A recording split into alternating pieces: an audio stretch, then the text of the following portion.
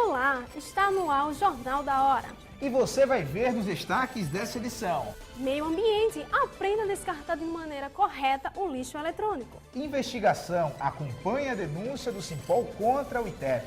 Saúde, você vai acompanhar a importância da alimentação saudável aliada à atividade física na gestação. E ainda um cardápio balanceado para o seu dia a dia de uma empresa que fornece comidas prontas e congeladas. Também uma entrevista com o jornalista e publicitário Ricardo Rosado, falando sobre sua trajetória na comunicação. O Jornal da Hora está no ar.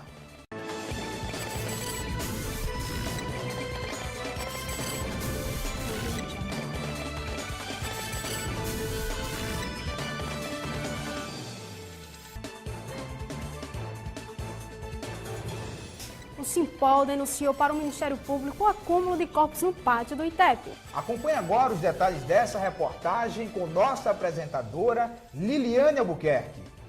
Com equipamentos laboratoriais encaixotados há mais de 2 anos, falta de servidores, estruturas e do estatuto, o ITEP acumulou 4.000 laudos e 150 solicitações de DNAs pendentes. A pretensão é que 6 desses exames sejam realizados ainda esse semestre. Por mais que a gente tenha denunciado a situação do ITEP com relação à necessidade de uma sede nova, o governo pouco fez descaso. E o que acontece hoje é que a gente tenta acomodar esses equipamentos no espaço físico que hoje tem. A gente recebeu hoje equipamentos na ordem de R$5.200.000 e esses equipamentos estão todos encaixotados. De acordo com Djaí Oliveira, presidente do Sindicato dos Policiais Civis e Servidores do ITEP, o Simpol, a problemática do órgão vem da falta de insumos e médico-legistas, como também a falta do estatuto. Para melhorar essa situação, o primeiro passo seria a construção de um projeto de governo que visasse o estatuto como marco normativo inicial, porque abriria a possibilidade de aumentar o efetivo, como também a construção de uma nova sede. Quando assumiu o órgão no início desse ano, mais de 40 corpos foram encontrados no pátio do ITEP. Faltando pouco mais de 150 dias para sua gestão, a diretora comentou sobre os problemas e dificuldades encontrados e relatou a solução. Quando eu cheguei no Instituto, eu enfrentei várias dificuldades, desde a parte estrutural, a parte para que a gente pudesse colocar os nossos equipamentos, a parte de pessoal, que é uma das grandes deficiências que eu encontrei no Instituto. A deficiência de médico-legista, a deficiência de perito criminal para local de crime, perito para laboratório, tanto que já estamos em andamento com a parte do nosso concurso, e a questão dos corpos, que foi uma realidade que eu encontrei no Instituto. Em relação aos corpos existentes no pátio do ITEP, a diretora Raquel Taveira relata que este é um problema resolvido. De acordo com a diretora, a solução encontrada foi fazer um mutirão para acabar com o acúmulo de corpos no Instituto. Nós instauramos um mutirão. E o que era esse mutirão? Era o mutirão das ossadas e dos cadáveres, porque eu encontrei corpos desde 2008. Passamos cerca de uma semana para contar esses corpos. Depois que contamos esses corpos, eu instaurei o mutirão, eram 42, na verdade ao final eram 62. Encontrei dificuldade no início para poder inumar, ou seja, enterrar, porque não existe lei que diga que a gente possa enterrar corpos sem identificação, mas aí eu chamei o Ministério Público, o Poder Judiciário, fizemos um levantamento, fizemos a coleta genética e não o exame de DNA, porque para se fazer o exame é necessário que haja o confronto das duas partes. Então, se eu estou falando de corpos sem identificação, significa que a gente tinha que fazer essa coleta inicialmente. E daí fizemos as inumações e os enterros desses corpos. Para acabar com essa situação, a maior reivindicação do Simpol tem sido a criação do Estatuto do ITEP, que também denuncia o acúmulo de corpos na área livre do Instituto.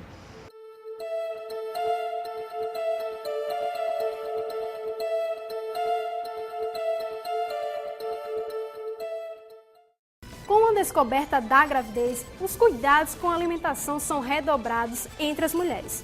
Muitas recorrem a nutricionistas como forma de evitar o risco ao bebê. No entanto, outra forma de cuidado nesse período vem sendo a prática de atividades físicas. E o Pilates está entre as mais procuradas. Confira mais detalhes na reportagem de Vanessa Florencio.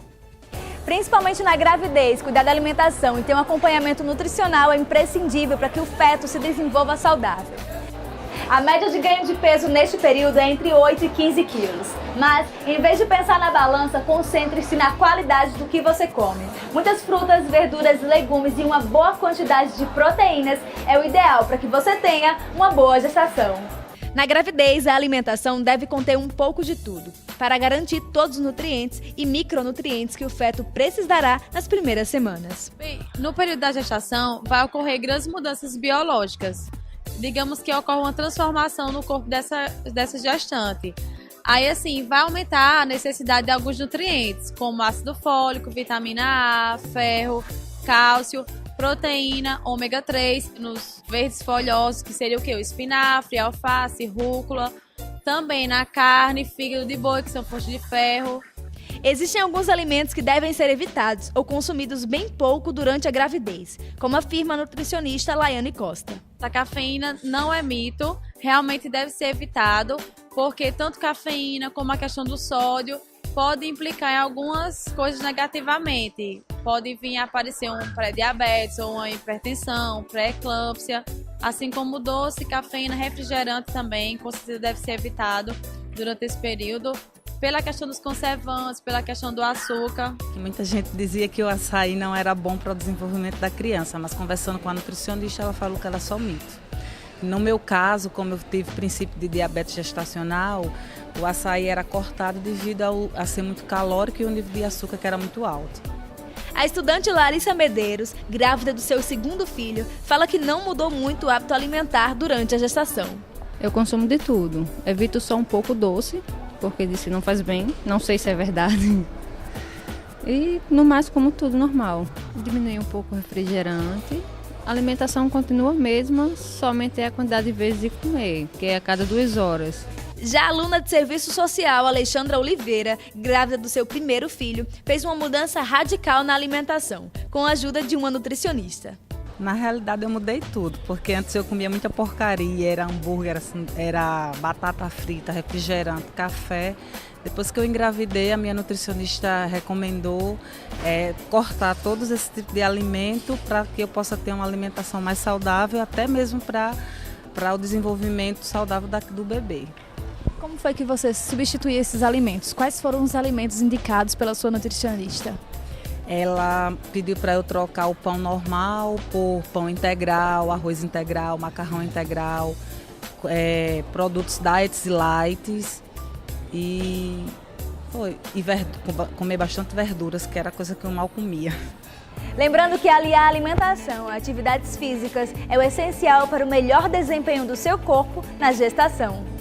Os benefícios de praticar exercícios durante a gestação vão muito além do controle de peso, chegando à melhora da postura e das condições cardiocirculatórias, à prevenção de diabetes gestacional e ao alívio do estresse e tensões. O Pilates ele vai atuar tanto prevenindo as dores nas costas, que são bem comuns durante a gestação, fazendo alongamento e fortalecimento das costas, previne aqueles edemas que a gente encontra com muita frequência nas pernas e nos braços. Também pode incluir um pouco de drenagem linfática, que ajuda também. Fortalecimento de braços e pernas para ajudar, inclusive, em carregar o bebê, por exemplo. Se ela não tinha força de braço, ela vai sofrer um pouco, com esse sobrepeso. E o Pilates vai trabalhar nessa área de fortalecimento também. O Pilates é uma das modalidades mais praticadas pelas mulheres grávidas. No entanto, ao contrário do que se pensa, esta não é uma atividade indicada para as mulheres sedentárias ou que nunca fizeram alguma atividade física. Existem as contraindicações também, Que se ela tiver problema de diabetes, problema na tireoide, hipertensão não controlada, se tiver um histórico de complicações no outro parto, aí a gente também indica que não faça. E se ela fazia musculação ou qualquer outra atividade, aí sim, ela pode entrar no Pilates, mesmo que ela não tenha feito Pilates, mas fazer alguma outra atividade física, ela pode fazer sim.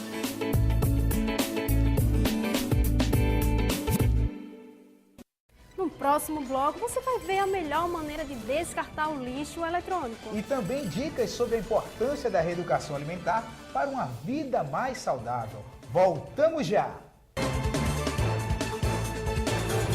Estamos de volta com o Jornal da Hora. Muitas pessoas têm dúvidas sobre como coletar um lixo eletrônico, quando a vida desses produtos acaba. Onde descartar? Sobre isso, vamos saber mais do destino desses eletrônicos com o nosso repórter Késio de Souza.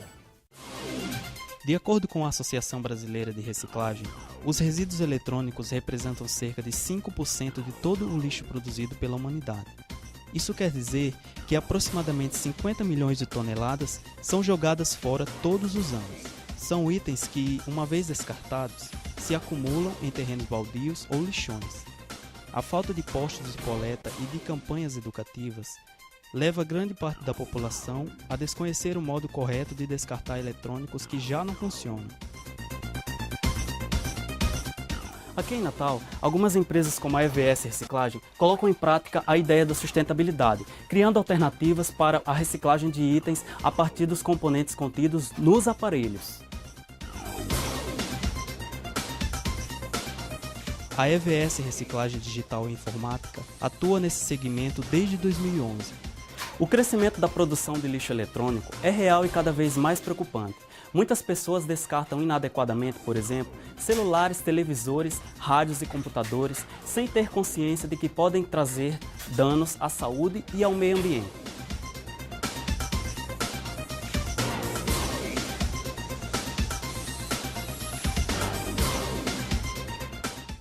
Nós estamos aqui na EVS Reciclagem Digital e vamos falar com a proprietária, dona Edivane Vilar. Edivane, qual é a proposta da empresa e há quanto tempo ela está aqui em Natal? Nós criamos essa empresa com o objetivo de dar a destinação correta aos resíduos eletroeletrônicos, atendendo a Política Nacional de Resíduos Sólidos, foi instituída em agosto de 2010, né, a Lei 12.305. Então, com esse objetivo, nós criamos a empresa para atender. Quanto tempo vocês estão? Nós começamos a trabalhar em 2011. A nossa proposta realmente é fazer um trabalho socioambiental e econômico para que a gente tenha e dê a destinação correta.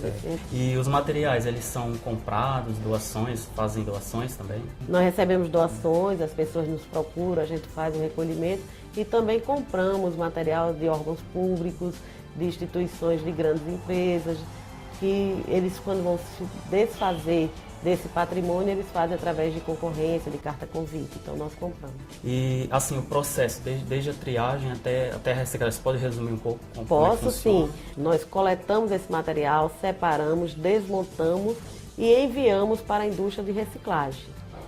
Porque quem faz a reciclagem são as empresas lá em São Paulo e os componentes eletrônicos, como placas de CI, não são reciclados no Brasil. Então eles vão para lá e de lá eles seguem atrás do container para essas indústrias. Bom, Edivane, qual é a aplicação que é dada ao lixo? Os materiais que vocês recolhem, o material bom, qual é a destinação desse material? Todo esse material, as placas eletrônicas, os circuitos, eles têm minérios nobres que são extraídos lá na indústria de reciclagem, que inclusive não é no Brasil, né? Eles vão para lá. E os outros equipamentos, como o plástico, a gente reintroduz no mercado, indo pela logística reversa, são transformados em peças, lanternas de carro, para-choque, aparelhos de telefonia. Você acha assim que muitas pessoas aderem ou é muito difícil? Na realidade, o público ele sempre tem essa preocupação, porque quem é que não tem em casa um equipamento eletrônico e que quer dar uma destinação correta porque não usa mais e muitas vezes não sabe? Então as pessoas despertam para isso, há necessidade realmente de campanhas e nós estamos trabalhando para divulgá-las. Vocês fazem campanhas de divulgação, assim, da coleta desses materiais? Se tem algum ponto assim da cidade que vocês... Nós fazemos, participamos de campanhas educativas, nós temos alguns parceiros, instituições de universidades, de empresas que são parceiras e que a gente trabalha realmente nessa divulgação. Fala o contato e... Pronto. Onde vocês estão? Pessoas podem entrar em contato através das redes sociais, a EVS Reciclagem Digital ou 8812-0008 e nós coletamos esse material na casa das pessoas, nas empresas. Enfim, estamos abertos para trabalhar e para desenvolver essa atividade da melhor forma possível para a cidade do Natal. O trabalho de coleta e separação desse tipo de material requer cuidados e somente agindo com organização é que se pode fazer o descarte correto sem causar prejuízos. Bom, na verdade eu já trabalhava com plástico, né, há muito tempo E esse plástico, esse material que a gente denomina plástico de engenharia, plástico técnico, existia uma dificuldade de processar ele para reutilizar e colocar ele no mercado novamente. Então a gente acabou investindo nessa área lá em São Paulo e de lá a gente acabou abrangindo outros lugares, outros estados. No caso daqui, quando eu conheci a dona Divane, ela me convidou, fez uma proposta e eu acabei vindo aqui em Natal exercer essa minha função aqui de triagem desse tipo de plástico. Meu trabalho é testar o material que chega dos lotes. O que chega na empresa eu testo, tipo fonte, teclado, mouse, memória, processadores, placa-mãe de computadores, tudo em informática.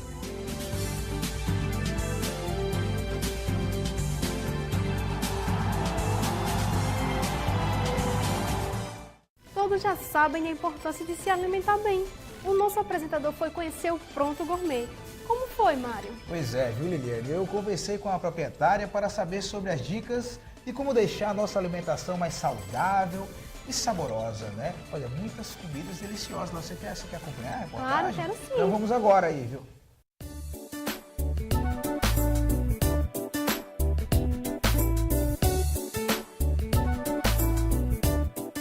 Uma das tendências de bons negócios desse ano é o setor de alimentação saudável. A busca pela melhor qualidade de vida impulsiona novas empresas nessa área. Em Natal, um exemplo nesse segmento é a Pronto Gourmet. Localizada na Avenida Rodrigues Alves, no charmoso bairro do Tirol, mesmo com pouco tempo de funcionamento, a empresa vem se destacando na cidade. Vamos lá conferir essa novidade de perto.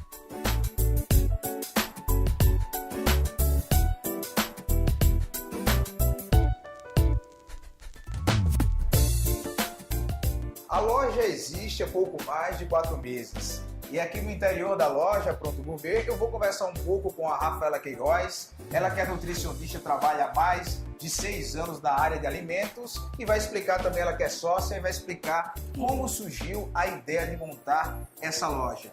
Na verdade, surgiu a ideia porque eu via a necessidade do meu público, que são os meus pacientes do consultório, que eles estavam querendo uma comida mais prática, que seja mais rápida, ou seja, todo mundo hoje em dia trabalha muito. Então não tem como você fazer em casa uma comida e levar ao trabalho. E também eu vi que, por exemplo, eu passava uma dieta para um paciente, então ele não conseguia fazer aquela dieta, porque sempre comia fora de casa e sempre almoçava em vários locais. Então eu vi a necessidade também disso. Por que não abrir uma loja de comida congelada que seja prática e que seja fácil da pessoa conseguir manusear, ou seja, colocar em micro-ondas ou em forno. Então adaptei as minhas caixinhas tanto para ir para forno e micro-ondas, que elas são para quê? Para melhorar o condicionamento da comida e fazer com que a comida seja mais caseira, seja mais caseiro possível do que a gente gosta de consumir. Agora também hoje tem a questão do conceito da comida saudável. O que seria comida saudável? Na verdade seria o quê? É uma coisa nova, né? Exato, comidas mais balanceadas. A gente trocar um arroz, por exemplo, arroz branco parborizado por um arroz que tenha mais nutrientes, que são arroz integral, o arroz 7 grãos, o arroz vermelho. Então eu incluí nesse meu cardápio do Pronto Gourmet coisas que sejam produtivas e que ali não só, porque eu estou comendo comida saudável e não tem gosto. Não, eu quis criar um cardápio que tivesse esse elo, que a pessoa possa voltar várias vezes e consumindo coisa saudável. Não, porque eu estou fazendo regime, então aquela comida é ruim. Não é sem gosto, é sem sabor. Eu fiz com que o que foi saudável, peguei alguns produtos que sejam que a pessoa possa consumir, que não tem esse choque de comida ruim porque é saudável. As refeições são vendidas congeladas e podem ser reaquecidas no micro-ondas ou no forno. Massas, sopas, saladas, cremes, frangos, peixe, frutos do mar. Além de uma linha orgânica e vegetariana, a Pronto Gourmet tem um cardápio diversificado e preços convidativos. O valor das refeições varia de R$ 5 a R$ 17. os consumidores da chamada comida saudável, eles são bem exigentes, né? Quem é que vem? Quem é que chega aqui à loja? As pessoas que querem perder peso, que querem ganhar peso? Isso. Qual é o perfil do cliente da Ponto Gourmet? Exatamente. Na verdade, no meu cardápio, o perfil do nosso cliente atinge desde de adolescente até mesmo criança a faixa etária dos idosos. Porque aqui eu adaptei também o cardápio com glúten, sem lactose. Então, quem tem intolerância também pode consumir. E também adaptei aquelas pessoas, porque eu procuro um regime. Pode vir também fazer, trazendo sua dieta, e eu só faço orientação nutricional. De parceiras que eu tenho essa parceria com outras nutricionistas. Então, eles vêm com o cardápio. Tem gente que chega aqui, eu não tenho nutricionista, eu quero perder peso. Então, oriento na forma de levar as comidas com baixa caloria. E também a parte de que, mas eu não quero perder peso.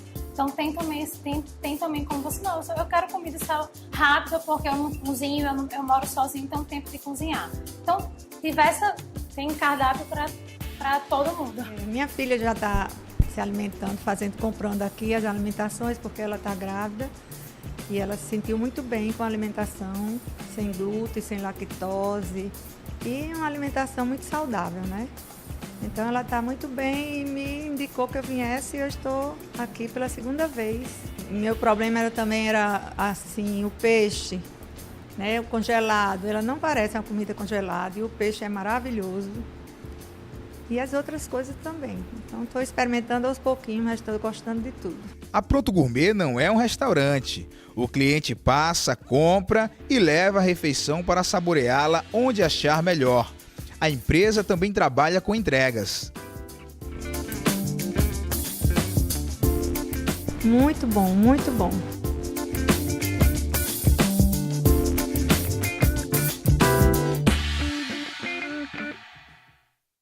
Em 37 anos dedicados à comunicação, o jornalista e publicitário Ricardo Rosado já realizou grandes feitos em sua carreira. Tendo passado pelos mais importantes órgãos da imprensa brasileira, Ricardo se tornou referência para estudantes de comunicação. Conheça um pouco sobre este profissional na reportagem de Gabriel Moraes. Mutabilidade. Essa é uma característica importante nos profissionais de hoje. Ricardo Rosado sabe bem como é ser assim. De jornalista, ele passou a ser professor universitário. De professor universitário a publicitário. Mas ele nunca perdeu a sua principal característica, a qualidade no que faz. E estamos aqui com o jornalista e publicitário Ricardo Rosado. Ricardo, é um prazer entrevistá-lo. Gostaria de começar perguntando como o senhor se decidiu que iria ser jornalista. É uma história engraçada. Eu morava em Cabo Frio e já tinha feito um vestibular aqui para medicina e não passei.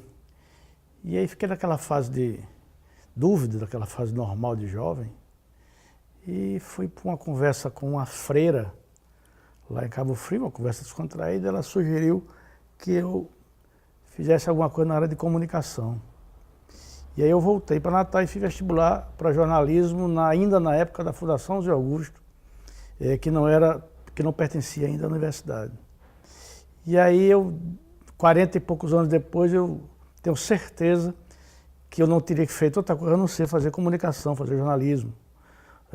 Depois eu virei até professor da universidade, me aposentei como professor, voltei para o jornalismo alguns anos depois. Hoje eu tenho blog, portal, enfim, continuo vivendo de jornalismo com uma atividade paralela, que é a atividade de empresário de propaganda.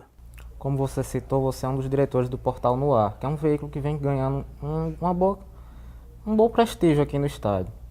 Você acredita que o jornalismo digital vai substituir os veículos impressos e os impressos vão desaparecer? Não. O que há é uma convergência das mídias, cada uma vai encontrar seus espaços para sobreviver como empresa e para sobreviver como veículo.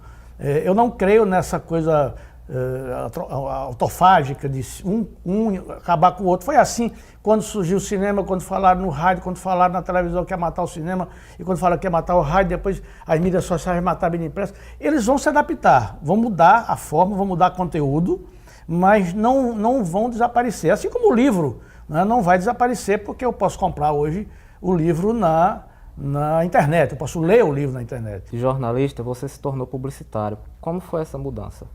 Desemprego. Eu fui desempregado no jornalismo, eu perdi um emprego que estava por questões políticas e fiquei algum tempo vivendo do FGTS e recebi um convite para trabalhar numa agência na época, isso em 85, se eu não me engano, 85. E a partir daí eu era sócio, virei sócio de uma agência local, depois eu saí, criei a minha e estou com ela aqui hoje há 26 anos, trabalhando no mercado. Para encerrar, que dicas você dá para os estudantes de jornalismo que estão aí prestes a entrar no mercado de trabalho? Que escolheram uma grande profissão, que escolheram uma coisa gratificante, embora esqueçam que vão ganhar dinheiro, né? Se for pensando em ganhar dinheiro, vocês desistam agora, né? Porque é uma vida sacrificada, mas que dá muito prazer, dá muita satisfação. E é claro, como qualquer mercado, Gabriel, como qualquer profissão, terá os bons, terá os ruins, terá os talentosos, terá os incompreendidos, terá os sortudos, vamos dizer assim, está no lugar certo na hora certa, terá aquele bem pragmático que produz corretamente. Enfim, é uma profissão muito bonita. Se eu fosse escolher, eu tenho 62 anos de idade hoje, se eu fosse escolher a profissão, eu escolheria de novo ser alguém na área de comunicação, de preferência começando como jornalista.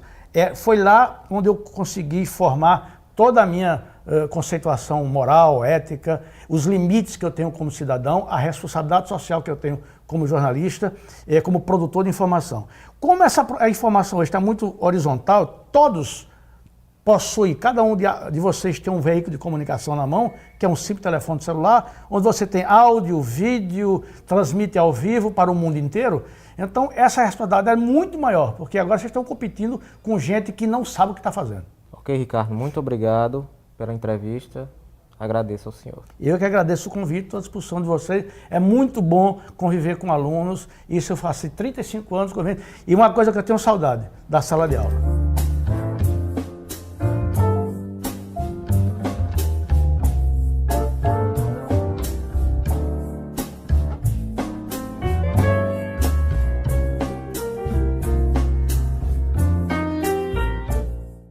Chega ao final o programa dos estudantes do 7º período de jornalismo da UNP. Obrigado pela sua companhia. Até o próximo programa.